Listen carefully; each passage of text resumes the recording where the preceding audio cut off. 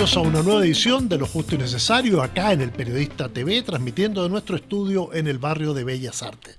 Hoy vamos a hablar de política, de humanidad, de leyes, del Maule, del Distrito 17, un distrito que tiene 19 comunas, 700.000 habitantes. Y para eso tenemos al candidato a diputado, actual candidato en ejercicio de la zona, Roberto Celedón Fernández, abogado, diputado, amigo. ¿Cómo está usted? Encantado de estar aquí, sorprendido por la calidad del estudio que ustedes tienen. Y ahí tenemos a una zona... Aquí está la catedral de Talca. Exactamente. Qué hermoso. Qué hermoso. Se la trajimos acá porque no podíamos ir hasta allá y le agradecemos mucho, diputado, que esté con nosotros. Tengo que decir, además de amigo, usted me sacó una causa penal junto a Mercedes Bulnes, así que también es mi abogado. Sí. Roberto, hablemos de ti. ¿Cómo han sido estos meses en la Cámara de Diputados? ¿Cómo lo has vivido? ¿Cómo te has sentido? Mira, era un mundo desconocido para mí, extraño. A pesar de que yo, desde muy pequeño, estuve interesado en la política. Y ahí quiero pararte un minuto. Entraste y estaba viendo a militar en la democracia cristiana a los 16 años. Sí. 8 años después estaba fundando un partido político. Sí. Y algunos, no sé, 3 años después estaba saliendo, estabas en la cárcel y en el exilio. Es decir, en un pequeño, hoy día un cabro de 24, 25 años prácticamente ha hecho muy poco y tú tenías una experiencia vital tremenda. Así fue. Fíjate que en el exilio llegué a los 28 años, creo. También era una vida demasiado intensa en comparación con cualquier joven de 28 años en Europa. Además tenías muchos hijos ya a los 28 años. Y además, y tuvimos más con Mercedes. Mira, a propósito de Mercedes, después que falleció, se me planteó que yo sea el reemplazante de ella. Y yo inicialmente me opuse, digamos, pero después me pidieron una entrevista formal la directiva del Frente Amplio, a quien no conocía, digamos. Constanza Martínez, toda la directiva. Y me pidieron que lo considere, digamos. Y hubo mucha presión de la más diversa naturaleza para la gente. Era el reemplazante natural de Mercedes, digamos. Era la continuidad de ella de alguna manera.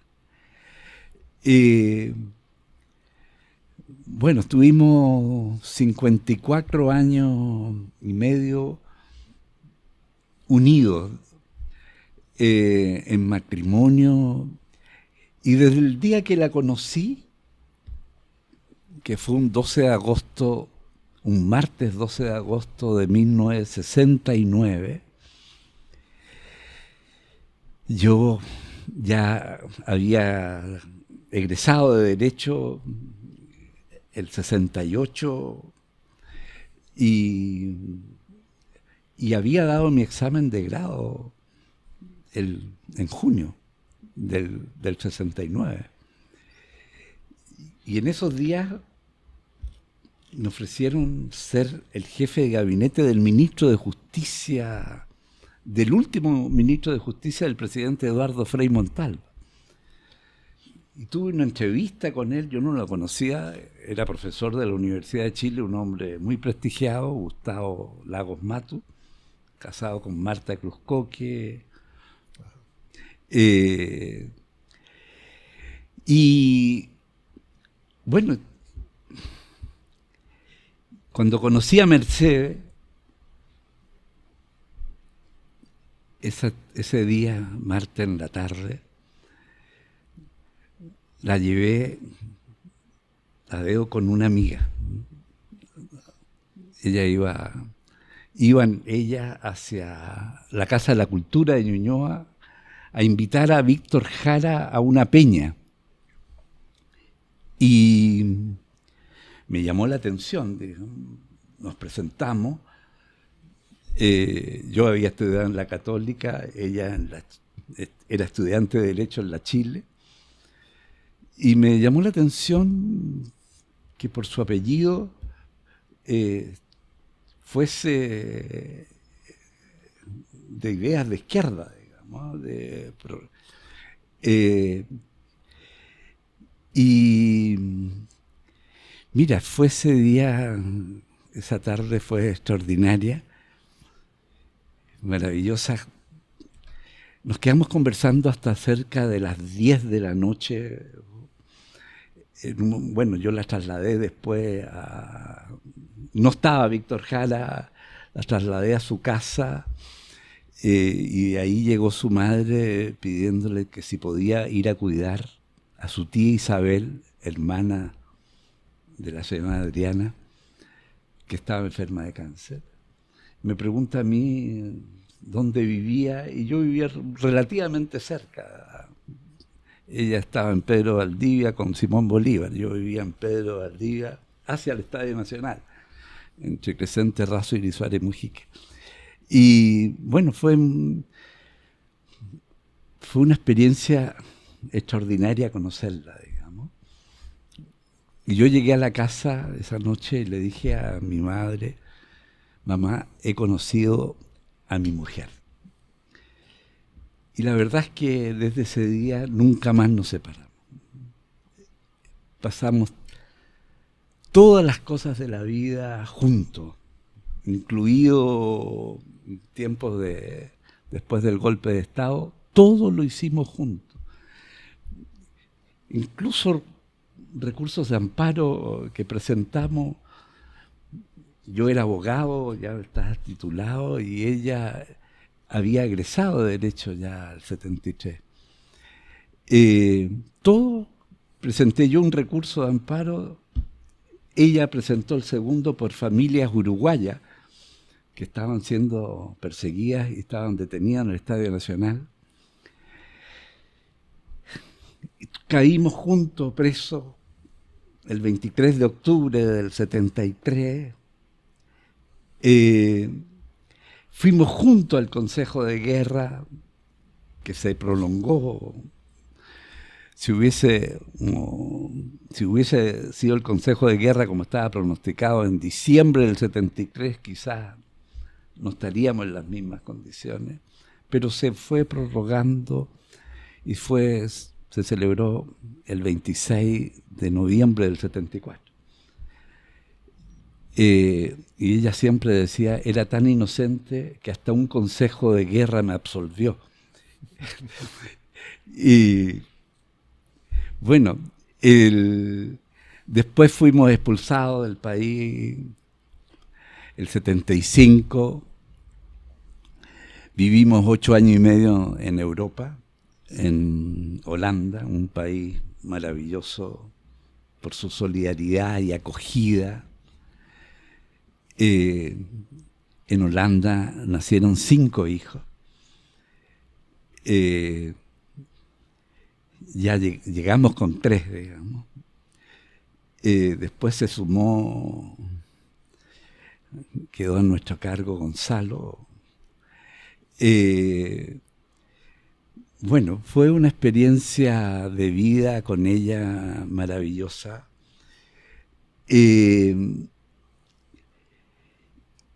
Y siempre tuvimos un compromiso muy activo. Cuando el 83, un día nos avisaron que había salido un decreto en que estaban nuestros nombres autorizados para regresar al país. Fue el 8 de julio de 1983. A pesar que estábamos muy muy considerado en Holanda, y los niños muy integrados. Estimamos que nuestro deber era estar junto con nuestro pueblo. Y al mes, una semana, regresamos a Chile definitivamente.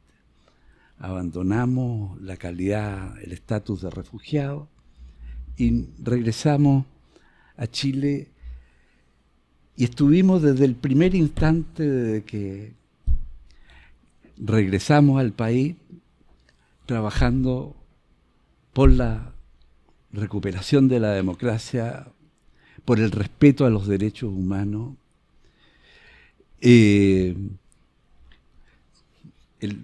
A fines del 83, al principio del 84, el director de la revista Análisis me invita a participar. Juan Pablo Cárdenas. Juan Pablo Cárdenas. Fue una preciosa experiencia también, un espacio que no conocía, y fue un punto de encuentro de la oposición. Roberto, justamente te quería preguntar de esto. Tú, reitero, saliste muy joven, 8 hijos, tenías a Gonzalo, luego adoptas a otro niño, vuelves a vivir en dictadura, porque no era fácil. No era fácil. Pero además a ejercer tu trabajo de abogado defensor de los derechos humanos. Y después te metes en la revista Análisis. Lo haces siempre con Mercedes de la mano. ¿De dónde sacaban la fuerza los dos para seguir peleando? Porque también una vez que llega un momento que se atemoriza y dice, no quiero arriesgar más. Y le pasó a mucha gente. Mira, yo te voy a decir algo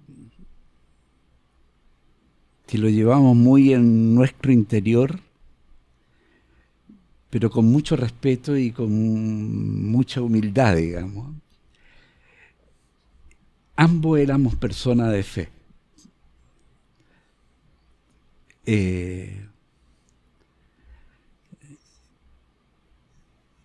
Cristo fue siempre el centro de nuestras vidas. De mi vida como ser humano desde muy pequeño. Y yo alguna vez me pregunté, ¿por qué para servirte solo hay que ser sacerdote? Yo admiro y amo la relación humana del hombre con la mujer. Y yo sentí una respuesta, eso es tu camino. Así que yo siempre rogué por mi futura mujer. Y después la experiencia de lo que vivimos en el tiempo más duro de la dictadura, porque también fue una opción, digamos. Ella era militante de izquierda y yo era demócrata cristiano, a pesar que ella había pensado alguna vez, me lo dijo respetuosamente, y yo que pensaba que con un demócrata cristiano ni a mí, ¿sabes? Pero yo creía profundamente en la revolución en libertad. Creía en la justicia social. Creía en que todos somos hermanos, todos somos iguales. Y que esa era la voluntad de Dios. Entonces, y ella era más intelectual, porque tenía la inspiración y la formación de su padre, que era un filósofo, era abogado, profesor de filosofía del derecho en la Universidad de Chile. Era un hombre de una cultura extraordinaria y una gran persona que yo siempre quise mucho, digamos. Y fuimos en cierto sentido, con las diferencias del caso, amigos, digamos.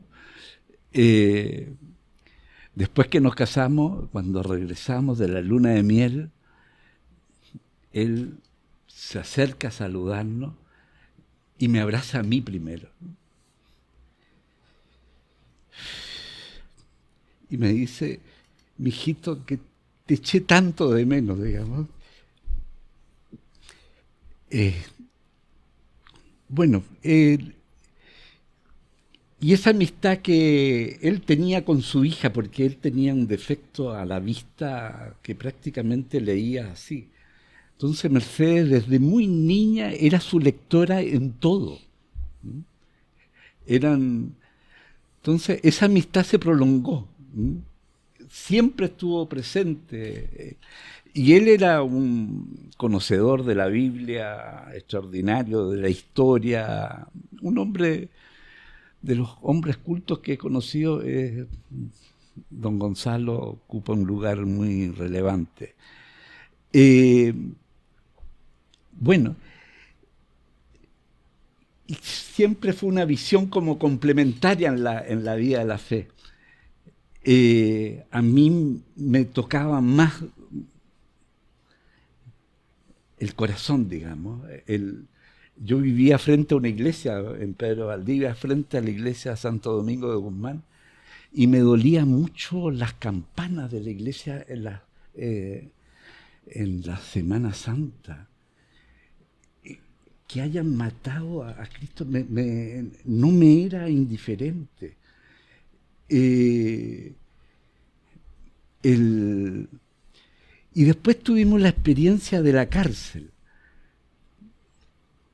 Y con ella también vivirlo todo, fue muy... Bueno, alguna vez se va a conocer, porque nuestro medio de comunicación principal fue las cartas, digamos. Yo le escribí la primera carta el 15 de noviembre de 1973 de un papel de higiénico.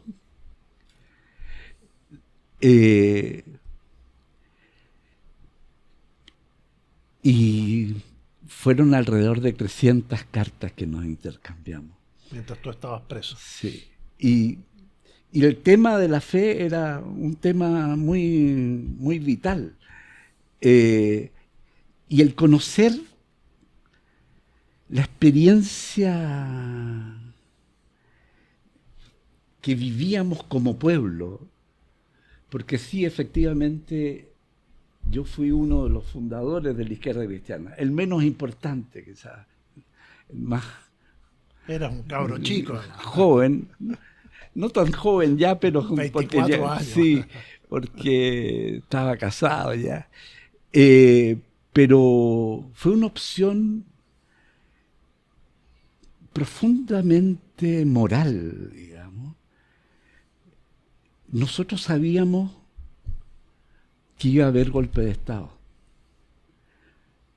No nos era indiferente esa experiencia brutal que vivimos el 23 de octubre o 24 de octubre del 70 con el asesinato del general Schneider.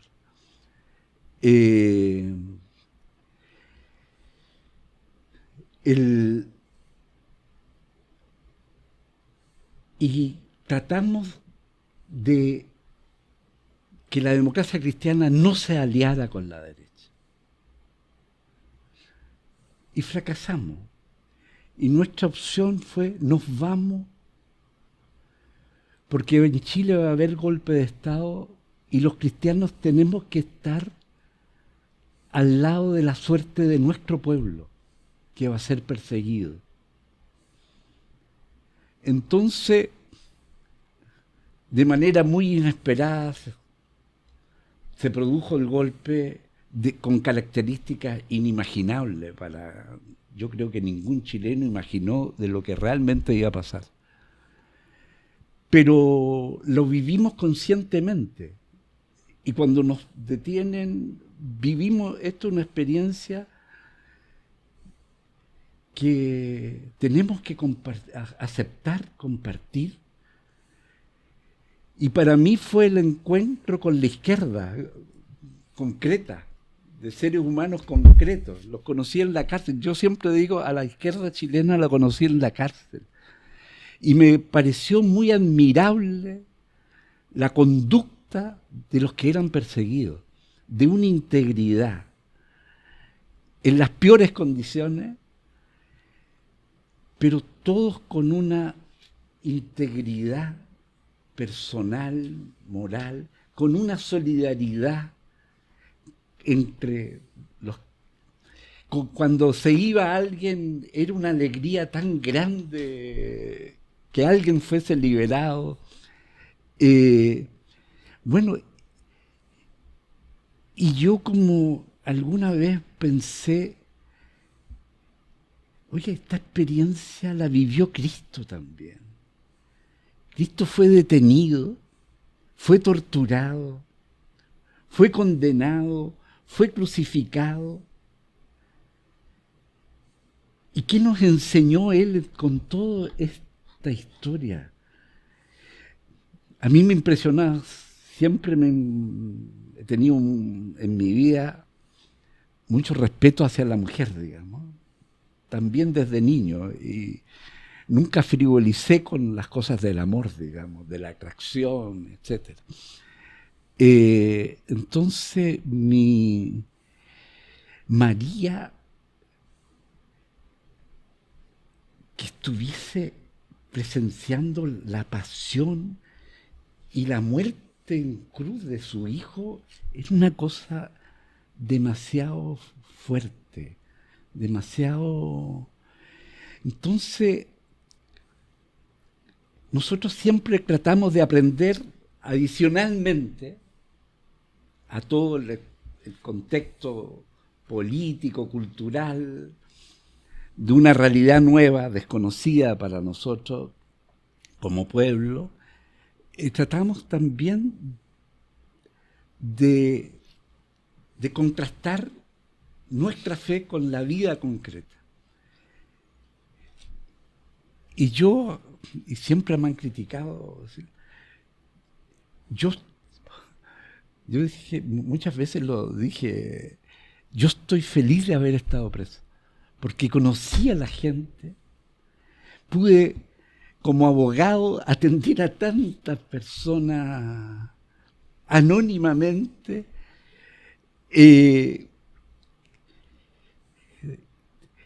tengo una profunda admiración por el pueblo que conocí, que eran de generales como Sergio Poblete, el general Bachelet, senadores como Erich Nake, diputados, de ministros de Estado, rector de la Universidad Técnica, Enrique Kirber, de Orlando Cantuarias como ministro, etcétera. Gente, hasta los compañeros pobladores, de jóvenes, de todas las corrientes políticas de la izquierda, radicales, socialistas, comunistas, miristas. Yo era el único izquierda cristiana. Entiendo, Roberto, que de alguna manera me estás diciendo que tu compromiso lo ves como una misión. Mira, siempre con mucha modestia, porque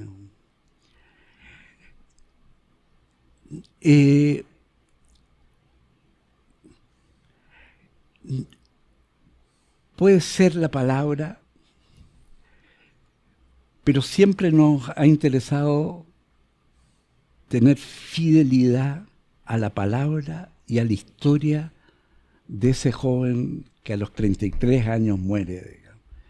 Y nos deja una palabra tan viva, tan presente, y que no por transmisión, sino que es por comprensión de que esa es una realidad que nos muestra que efectivamente el quien dice ser es. Y todo esto es un misterio, es muy que nos supera, cómo el Hijo de Dios va a nacer en un pesebre, va va a ser pobre, trabajador, etcétera. Todo a los que elige son pescadores, son gente común y corriente. Todo es un misterio muy grande y muy maravilloso. Entonces, siempre, más allá de las convicciones políticas, de las convicciones morales y la comprensión de los signos de los tiempos, de la historia, de los tiempos que nos tocó vivir, que siempre estuvo siempre presente en nuestra... Estaba esta otra luz acompañándonos siempre. Roberto, ¿y cómo se aplica en política eso? Porque a ti te tocó una misión difícil. Tú habías sido electo como constituyente con 28.000 votos en la zona, que es una votación muy importante. Lo dijiste, eras el candidato natural a reemplazar a Mercedes Bulnes. Tomaste su posta de alguna manera, pero que era también una posta que llevaban juntos, y tienes que trasladar esto que tú piensas, este sentimiento, etcétera, a esta política que es mucho más pragmática, mucho más realista, mucho más de enfrentamiento. ¿Cómo lo aterriza ese concepto? Mira, con lo que estás haciendo? Yo te voy a decir yo conocí la Cámara y conocí a diputados cuando era joven, digamos, muy joven. Sí, pues era jefe de gabinete. Pero además, antes como estudiante iba a escuchar los discursos en la Cámara, por ejemplo, los proyectos de Eduardo Frei Montalva. Tuvo que reformar la Constitución en su artículo 10 sobre el derecho de propiedad, para poder viabilizar la reforma agraria. Entonces yo iba como estudiante a escuchar todo. Yo aprendía mucho. Las actas de la Cámara de Diputados se publicaban en La Nación, las del Senado en el Mercurio, y yo leía todo. Yo me formé en una frase que me hizo mucho sentido, que la política es la más alta expresión del amor al prójimo. Eso a mí le daba mucho sentido a la política y a la vida de compromiso con los más pobres. Entonces, yo... y si lo contrasto mi experiencia como joven con el Congreso que he conocido, me siento algo extraño. No me habitúo. Hay mucha toxicidad. Hay mucha descalificación. Yo no quiero entrar en eso.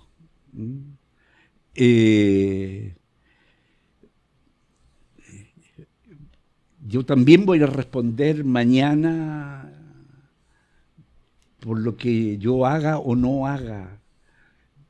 No quiero contaminarme en un ambiente. Hay muchos jóvenes también que muestran muchos ideales con los cuales comparto mucho.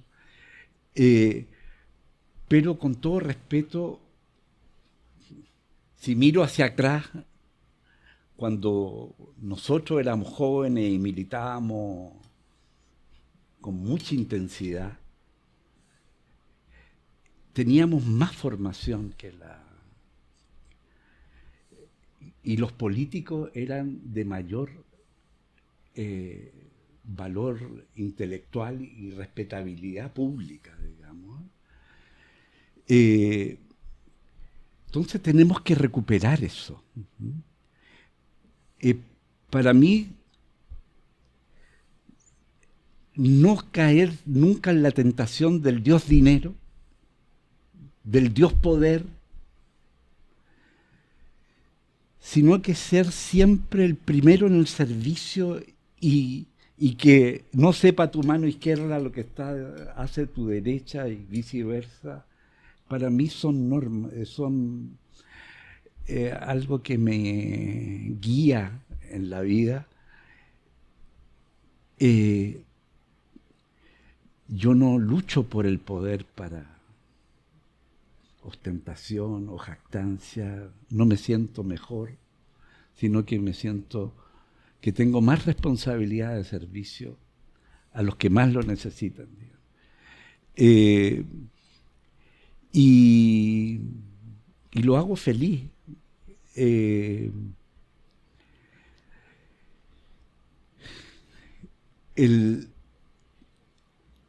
Y creo que esta sociedad en Chile hoy día hay una crisis moral muy profunda. Además, en la sociedad presente hay además una crisis cultural muy profunda. Y nunca hemos estado como humanidad en un estado de desarrollo tan grande como el que hoy día estamos. Esto mismo que estamos usando es todo extraordinario, digamos. Entonces, llenos de potencialidades, pero llenos también de demasiada basura. Y en ese sentido, yo como diputado del Maule,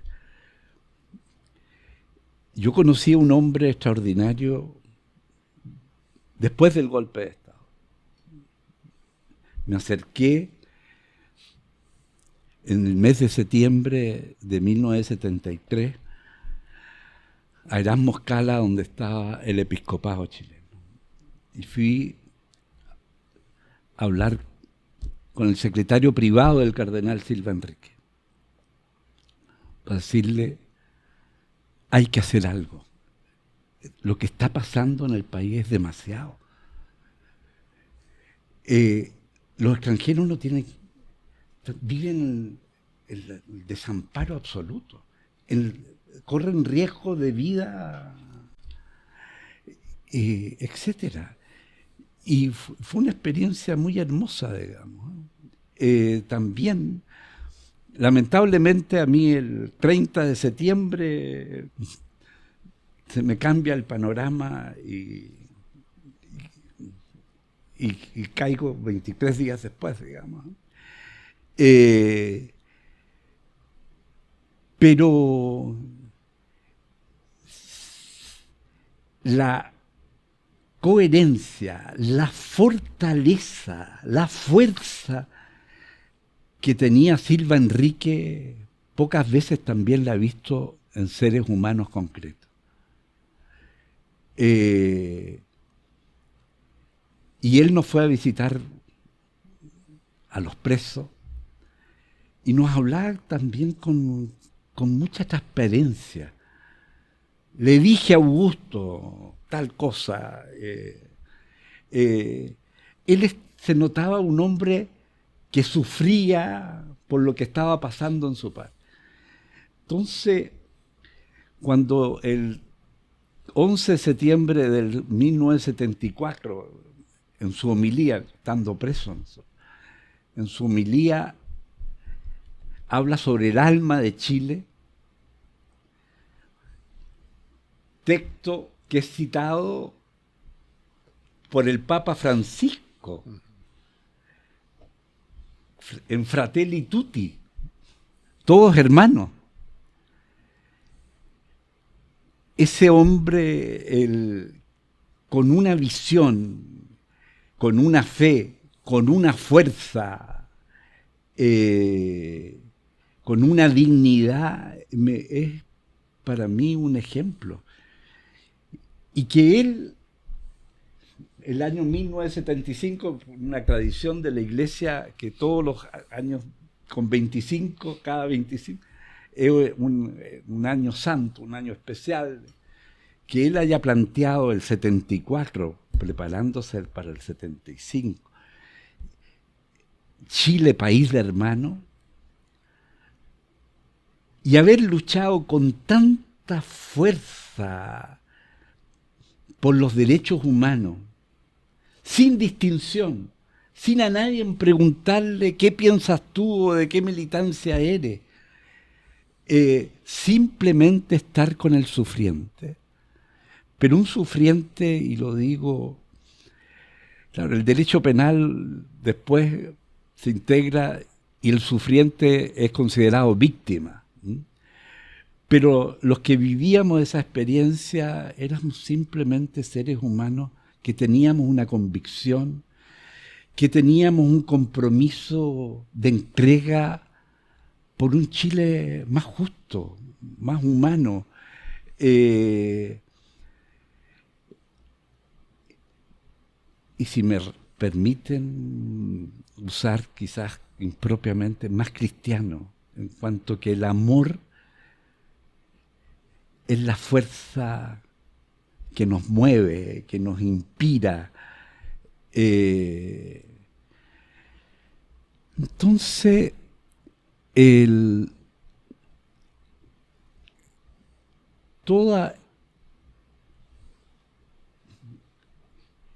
yo he respetado siempre mi vida desde niño, ¿eh? No miro con ojos críticos, ingenuos. Yo lo respeto mucho la vida desde los niños, y todo el tránsito que uno ha hecho en la vida con una mujer maravillosa que Dios me puso en el camino.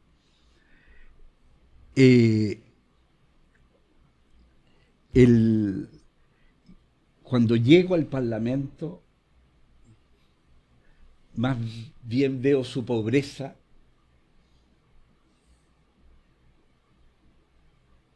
y me pregunto por qué. Y hoy día estamos en un cuadro tan complejo, de tanto riesgo. ¿Está en riesgo el alma de Chile de nuevo? Yo creo que de alguna manera sí. Y me voy a permitir compartir algo contigo porque lo pedí como diputado a la biblioteca del Congreso Nacional. Porque cuando el cardenal habla en esa homilía El alma de Chile el 18 de septiembre de 1974, 12 días después, en Buenos Aires, se asesina al general Prat. Un año después, y su esposa Sofía Kubert. Un año después, el mismo atentado en Roma. Felizmente no matan al matrimonio Leighton con su señora, pero el 76 sí matan a Orlando Letelier en Washington, nada más, y con el mismo procedimiento de una bomba. Exacto.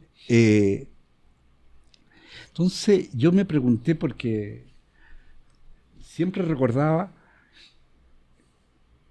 estando preso, todos repudiaron el asesinato del general Prat. Pero yo ya no estaba en Chile cuando se atenta, había recién salido al exilio en abril, a fines de abril, y en octubre se atenta contra Bernardo Leighton en Roma. Y ¿quién había presentado el primer recurso de amparo? Bernardo Leighton. El 14 de septiembre presentó el primer recurso de amparo por Clodomiro Almeida y Carlos Briones. Y por teléfono. Nosotros lo hicimos por escrito. Y me pregunté, ¿qué dijeron? ¿Qué dijeron? Y yo tengo aquí todos los recortes de la prensa, especialmente del Mercurio, cuando mataron. ¿Qué dijeron cuando mataron al general Prat.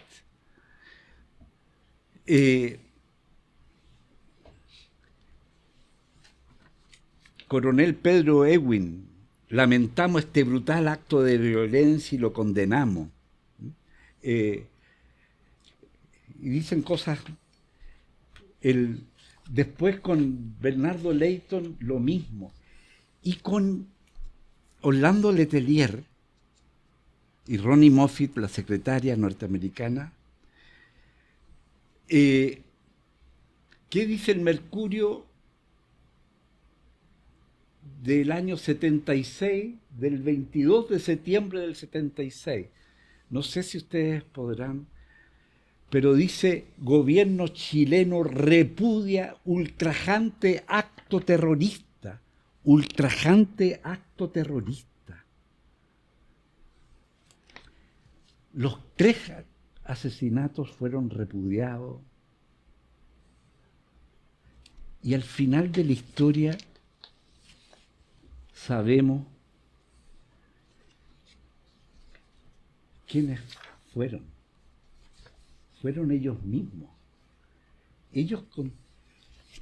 Y aquí, estando en la Cámara de Diputados, aparece una noticia en agosto de este año en que de Punta Peuco sale libre el brigadier Jorge Sara Holger. Sí, José Sara.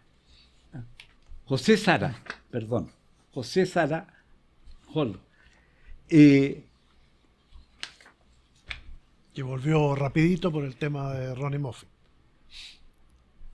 O sea, ellos mataron, se encubrieron, repudiaron este ultrajante acto terrorista en la capital de Estados Unidos. Y hoy, no solo ayer,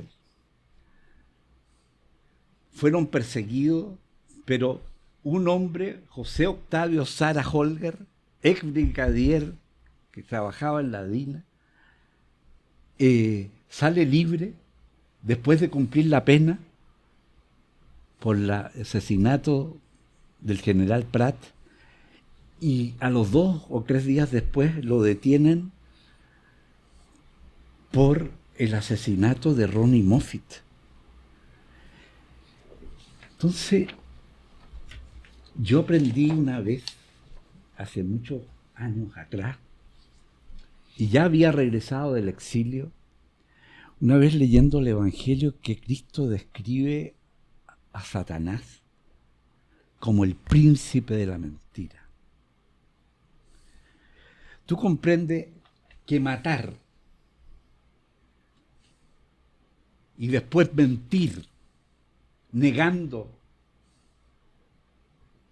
lo que has hecho, es un acto de corrupción tremenda. Y echarle la culpa a otros, que es lo que echarle la culpa a otros. Todo esto fue haciendo curso, y si yo a lo sumo los 1.400 y tantos detenidos desaparecidos, en que es la misma historia. Agentes del Estado detienen a una persona y después las autoridades, con todos los recursos de amparo que se presentó vía Vicaría de la Solidaridad o vía FASIC, niega que estén entre los detenidos. Están mintiendo. ¿Y cuánta gente participa de esa mentira? ¿Y cuánta gente próxima a este régimen, esta dictadura cívico-militar, tantos de ellos que saben la verdad? Y yo me pregunto, ¿qué militar levantó el dedo cuando supo que ellos habían asesinado el general Pinochet era el responsable del asesinato del general Prat. ¿Quién levantó el dedo? Hasta aquí llego yo. ¿Qué político chileno de derecha levantó el dedo? Hasta aquí llego yo.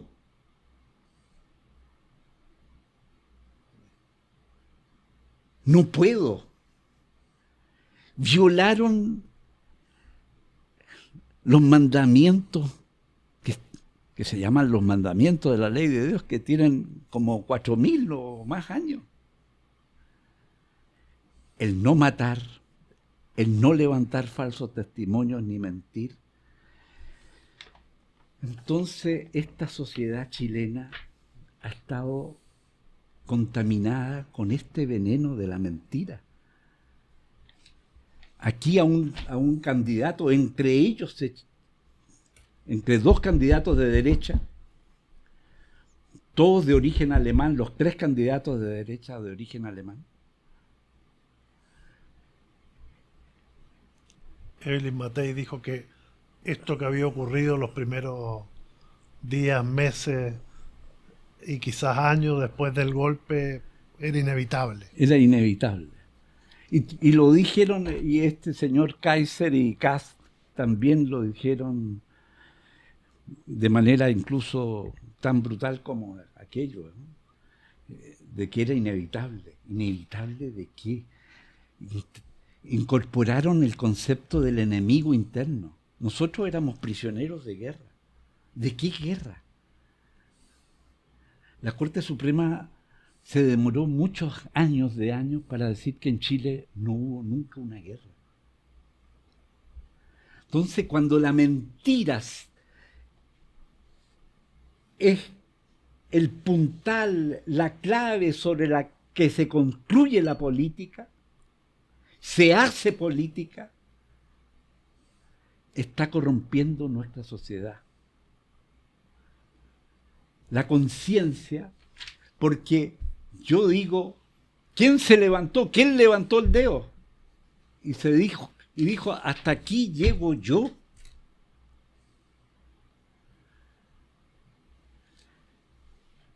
No conozco, fuera de un par de generales que inmediatamente después del golpe dejaron el ejército. Bueno, de hecho en 1989 los partidos que tú nombras votaron que sí para que el 88 exactamente. Pinochet continuara por otros 8 años en un estado bastante inusual y de excepción. Exactamente. Entonces, es una clase política corrompida moralmente. El tema de Roberto, ¿por qué esto de alguna manera ha calado? Si uno cree en las encuestas, cómo esos 3 candidatos suman los votos que suman. Claro, esto tenía otro componente, que lo vivimos de otra manera. Cuando reconquistamos la democracia, nosotros no derrocamos a Pinochet.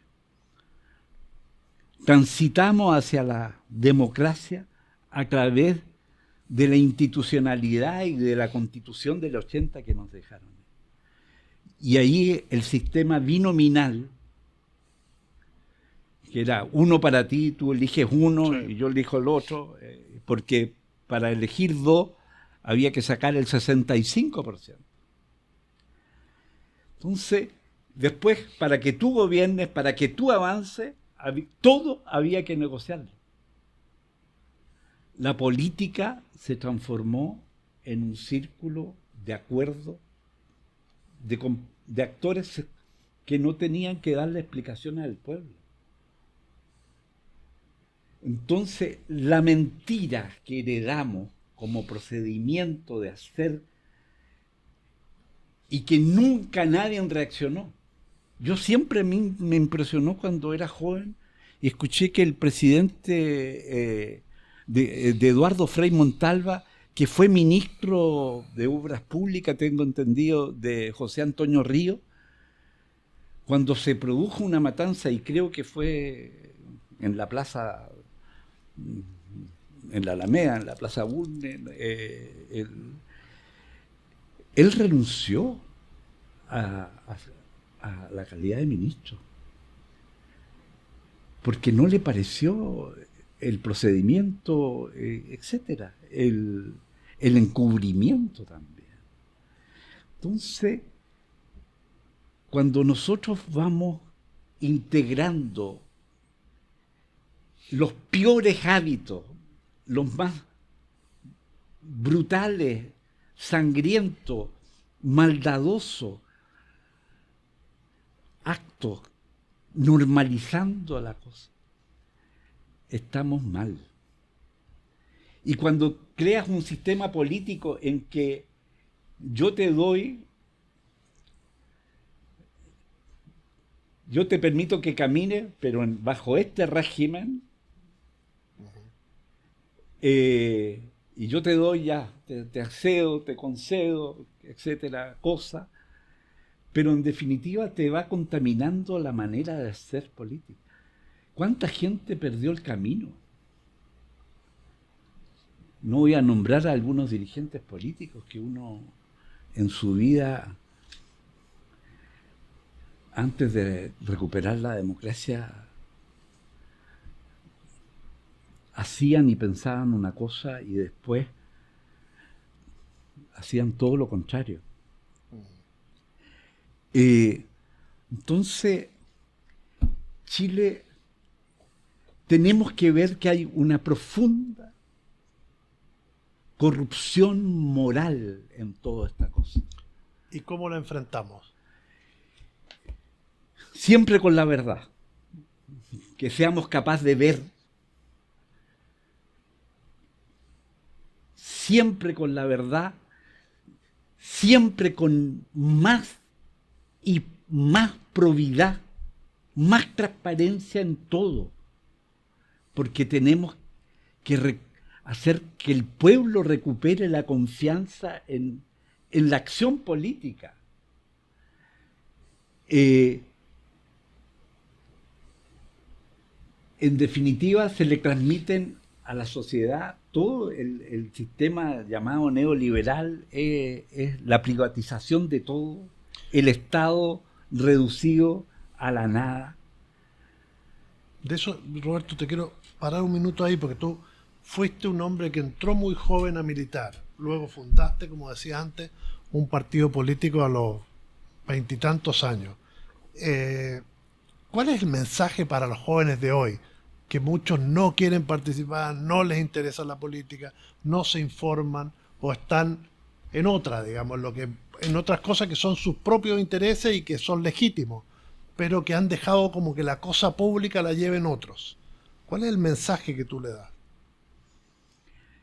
Mira, a mí cuando yo era estudiante de Derecho,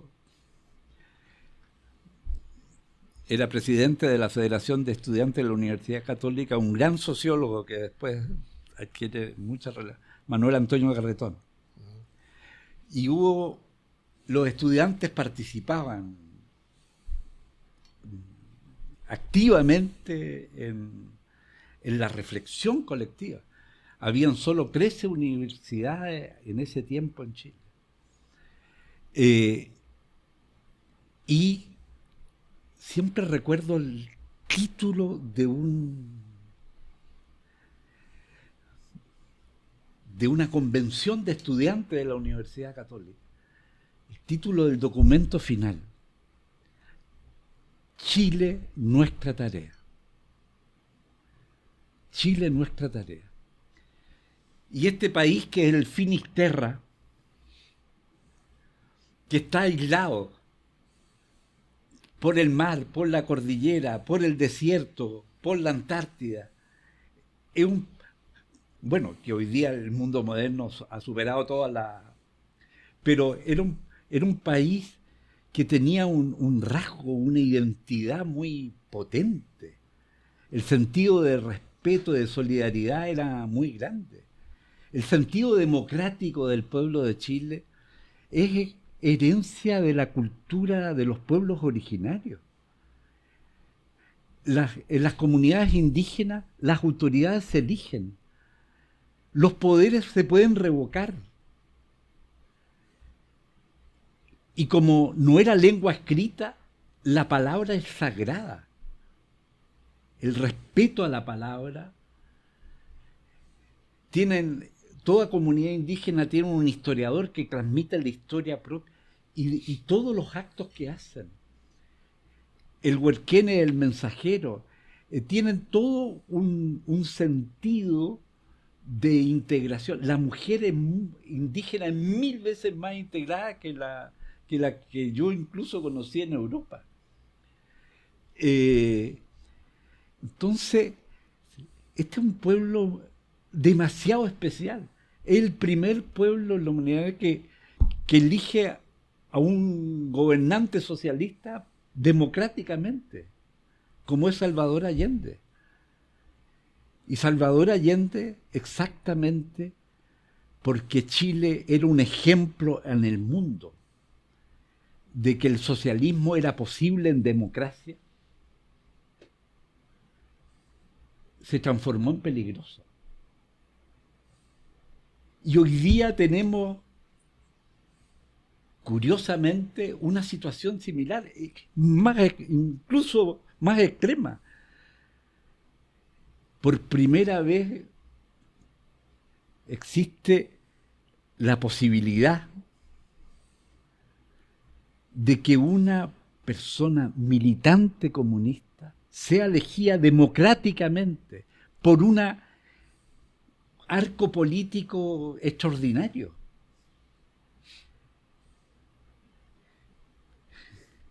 Y si Chile elige a Janet Jara, va a ser un ejemplo para la humanidad. Va a ser nuevamente un ejemplo para la humanidad.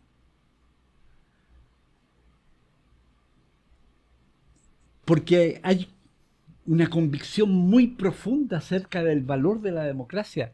Este presidente, el más joven que hemos tenido, firmó junto con los otros presidentes cuando se cumplieron 50 años del golpe de Estado, el 7 de septiembre del 2023, un compromiso por la democracia siempre. Lo firman todos, con excepción del presidente Elwin, que había fallecido. Pero está Frei, Ruiz Tagle, Ricardo Lagos, Michelle Bachelet, Sebastián Piñera. Y en una media carilla, dicen cosas muy profundas. Las democracias, las crisis en la política y las crisis en la democracia se solucionan siempre con más democracia, nunca con menos democracia. Y el respeto a los derechos humanos es una cuestión fundamental. Siempre. No hay ninguna razón que permita justificar la violación a los derechos humanos. Y el presidente Piñera, que era el único que desde la transición fue elegido, que era de derecha, sus partidos no lo apoyaron en este documento tan relevante. Entonces, tenemos que recuperar Chile, el alma de Chile, el espíritu que nos formó, que era un país de hermanos. Y eso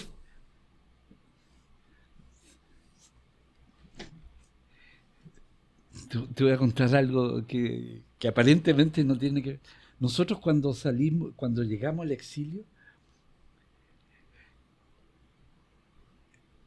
la cultura del seguro en Europa estaba completamente instalada. Tú no salías ya a ninguna parte si no tenías el seguro. Los chilenos no teníamos esa cultura.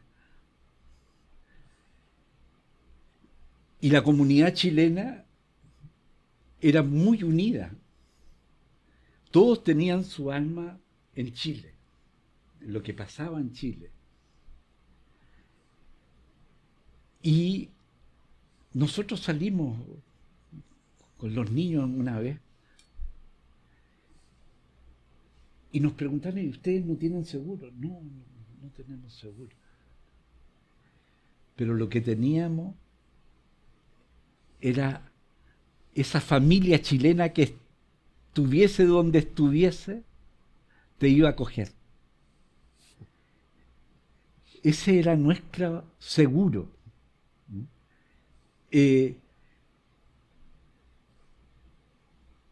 Todos nos sentíamos unos con otros identificados, digamos, solidarios. Era un exilio muy reconocido por la gente, porque expresaba valores, expresaba convicciones, nos miraban con todo el compromiso con nuestro país, era la rigurosidad, lo responsable que éramos. Entonces, tenemos que recuperar el alma de Chile. Ese es el gran desafío. Y curiosamente, y voy a compartirlo contigo, curiosamente, esta candidata presidencial, que el pueblo la eligió en una primaria, que no habría sido la favorita, seguramente, pero que misteriosamente el pueblo la eligió, es una mujer de una autenticidad, porque toda la historia de la lucha por los derechos humanos, que tiene mucho contenido, mucho valor, entre ellos la no discriminación, respetar al otro simplemente por ser otro. Esta niña, si me permite la expresión, Janet Jara, lo he escuchado no una vez, y de gente muy distinta.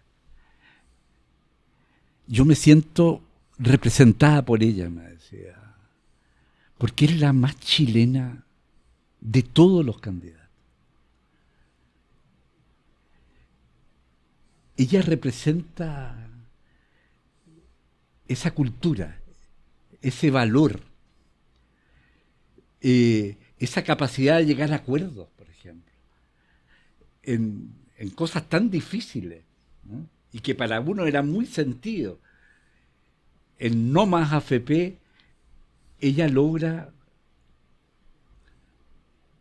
transformar el sistema de las pensiones, rescatar lo que fue históricamente el sistema, que era de cotización mixta. No era la capitalización individual que nos impusieron las AFP. Bueno, yo creo que puede que surja, que haya un milagro, y yo espero que lo haya. Falta muy poco para eso. Roberto, sí. Tú tienes una fuerte conexión con el Maule. Estuviste en ese caso emblemático, La Calchona, donde había 5 jóvenes. Tres jóvenes que estaban injustamente acusados de un crimen horroroso. Terminaste siendo su abogado y los liberaste. Y salieron absueltos, ¿no? En el caso que fue muy, muy fuerte para Talca sentir eso, ¿no? Esa injusticia que se hizo justicia. Luego has estado trabajando permanentemente con tu oficina como abogado en Talca. Ahora nuevamente quieres seguir por otros 4 años representando a este distrito 17, que tiene 19 comunas y que son comunas muy diversas, ¿no? Algunas más rurales, otras más urbanas, muy distintas. ¿Cuál es la conexión que tú sientes que tienes con la región y qué le ofreces a ella? Yo sé que no te gusta prometer, pero ¿qué le ofreces? Bueno, lo que la gente y lo digo también con mucho respeto y lamento decirlo porque preferiría no decirlo, porque podría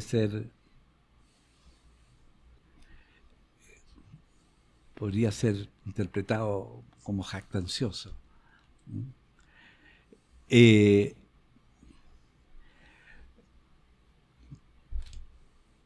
primero la gente ve una historia,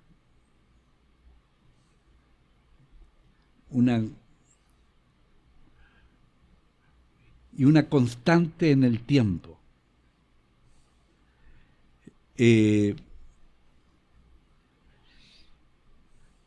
Entonces,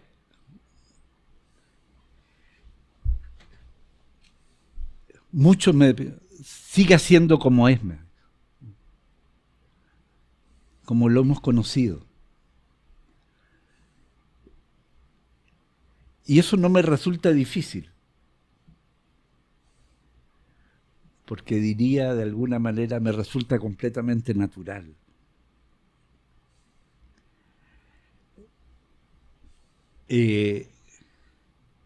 Nunca discriminar. Yo nunca a nadie le pregunto qué piensa políticamente o de qué tendencia religiosa es. Nunca. Siempre me interesa la persona y la justicia de su causa. Entonces, uno como abogado es más que un defensor, es también un orientador. Es una persona que siempre debe buscar la verdad. Y establecer la verdad como fundamento de la justicia. Yo siempre, y a muchos casos muy emblemáticos que he llegado, le he dicho, si usted me miente, con todo respeto, dejo de ser su abogado. Porque yo no puedo ir a mentir a los que van a administrar justicia. Siempre la verdad, por dura o fea que sea. Entonces, en el caso de la Calchona, yo te podría dar tantos testimonios de expresiones completamente que nacen del alma de tanta gente. ¿Ah? Claro, de cierta edad ya, pero no muy... Debe ser algo que se ha transmitido. Claro. Que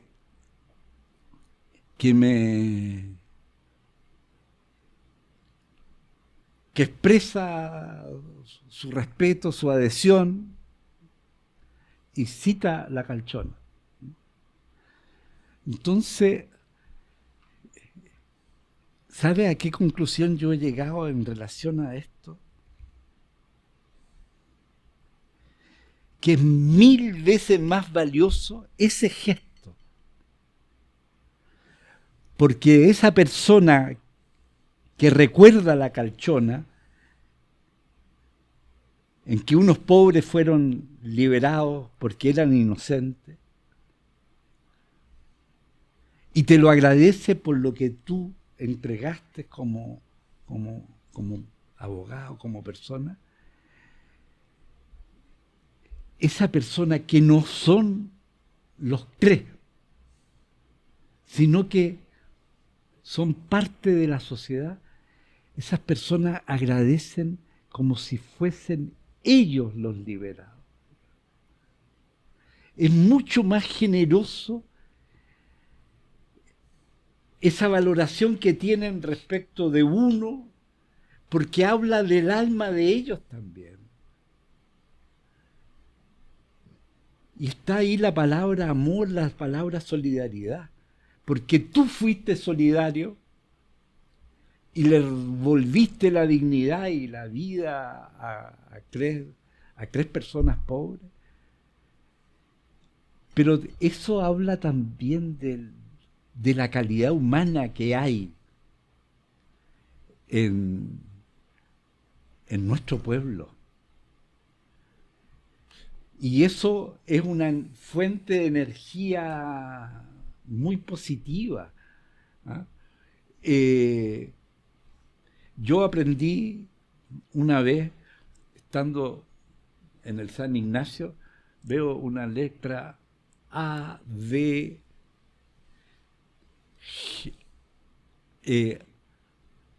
no, A, G, D, A, algo por el estilo.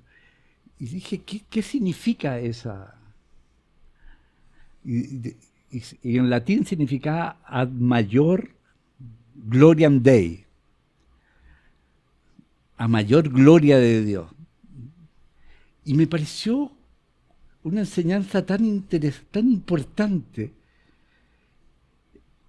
que las cosas tienes que hacerlas con completa libertad para mayor gloria de Dios, que es el Señor, que tiene que ver con todos nosotros, con todo este mundo, con todas nuestras vidas. Y qué hermosa expresión, digamos. Y cuando me dicen que Dios se lo pague, yo digo, usted no sabe lo que está diciendo. Porque imagínese que Dios me pague.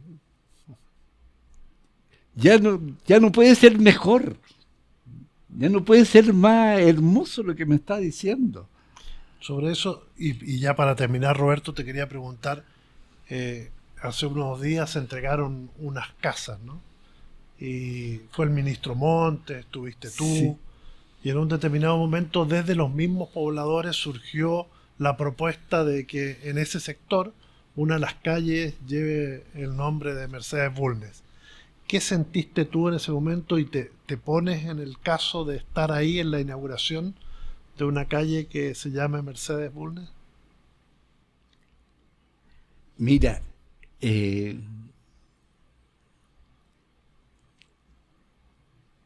yo solo agradezco a Dios haberla conocido, haber compartido toda mi vida con ella,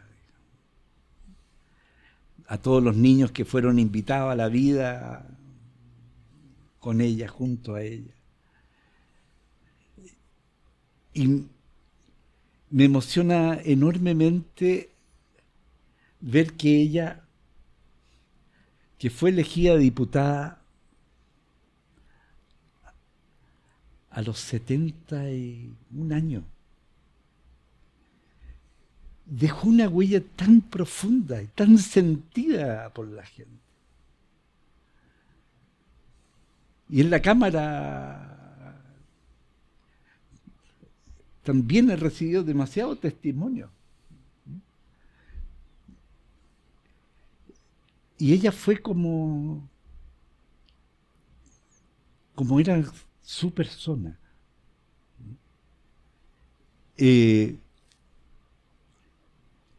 Bueno, para mí fue... Yo vivo con...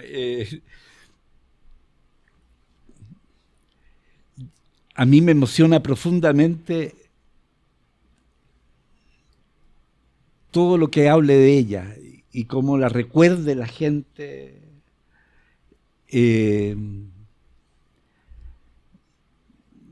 Ella nunca ha dejado de estar presente en mi vida.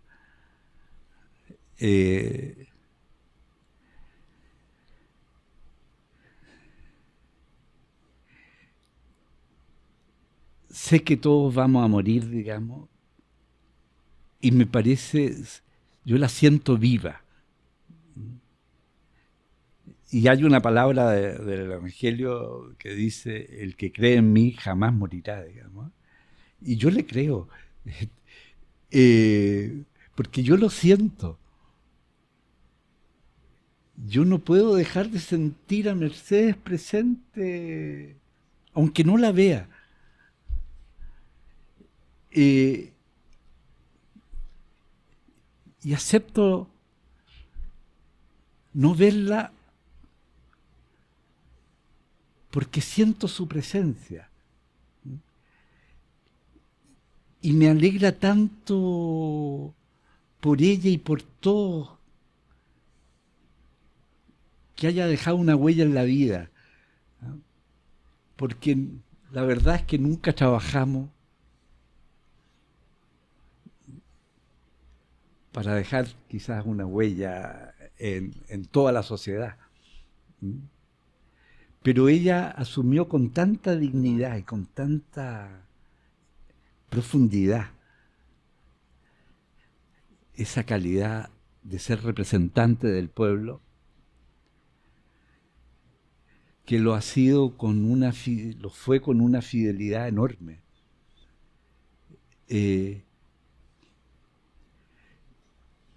Y ella honra el compromiso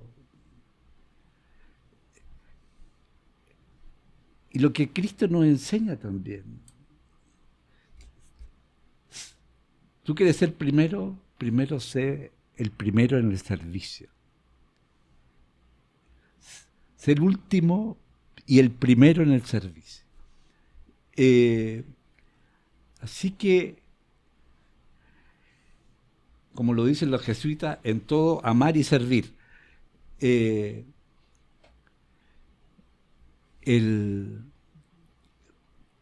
Eso es una guía en la vida.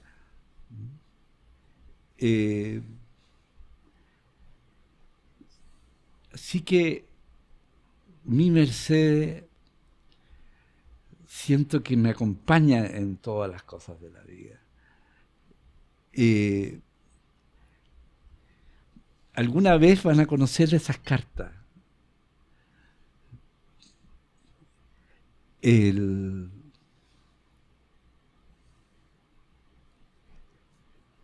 seguro ellas hablarán mucho del amor y el compromiso.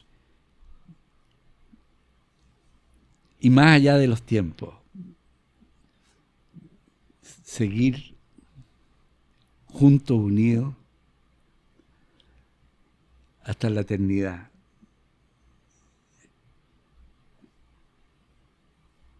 Y yo siento que esa es parte de la historia que todavía tengo que vivir.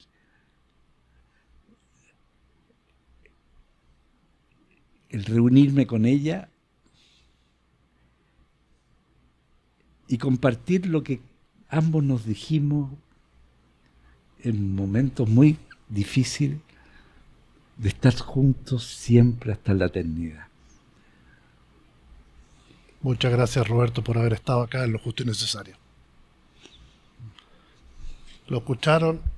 Roberto Ceredón, abogado de Derechos Humanos, diputado de la República que va a la reelección en el Distrito 17. Muchas gracias por haber estado ahí. Nos vemos acá, como siempre, en el Periodista TV. Gracias.